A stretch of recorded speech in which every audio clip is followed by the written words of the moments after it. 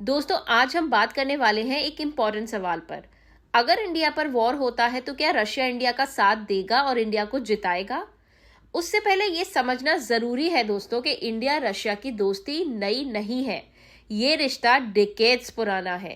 Cold war के time से ही दोनों कंट्रीज एक दूसरे के साथ खड़े हैं और रशिया तो हमेशा से इंडिया के सबसे बड़े डिफेंस पार्टनर में से एक है। फाइटर जेट्स हो, मिसाइल्स हो, सबमरीन्स, टैंक्स, आप नाम लो, रशिया ने दे दिया।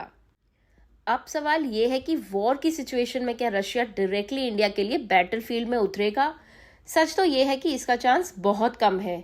बड़े देश सीधा किसी और की लड़ाई में जम करना अवॉइड करते हैं। उनकी इकोनॉमी, इंटरनेशनल इमेज और अपना इंटरेस्ट सबसे पहले आता है। लेकिन इसका मतलब ये नहीं कि रशिया इंडिया का साथ नहीं देगा। रशिया अपनी सपोर्ट के तरीकों से ये दिखा सकता है। तेज स्पीड में एडवांस वेपन्स और स्पेयर पार्ट सप्लाई करके, चीप ऑयल और एनर्जी देकर, ताकि इंडिया की इकोनॉमी वॉर के टाइम में भी स्ट्रांग रहे। यूएन और इंटरनेशनल फोरम्स पर ओपनली इंडिया के फेवर में स्टैंड लेके, और सबसे बड़ा, इंटेलिजेंस और टेक्नोलॉजी शेयर करके जो इंडिया को एज दे सकती है। यानी कि बैटलफील्ड में सोल्जर्स न भेजकर भी रशिया इंडिया के लिए एक स्ट्रांग बैकिंग बन सकता है। और मॉडर्न वॉरफेयर में विक्ट्री सिर्फ बैटलफील्ड पर डिपेंड नहीं करती।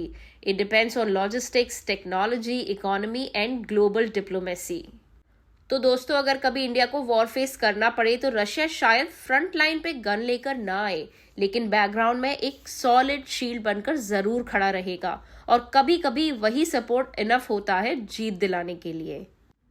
लास्ट में बस यही कहूंगी कि इंडिया खुद अपना डिफेंस करने की फुल कैपेबिलिटी रखता है, और रशिया की बैकिंग के साथ इंडिया की स्ट्रेंथ और भी पावरफुल बन जाती है। जय हिंद, जय भारत।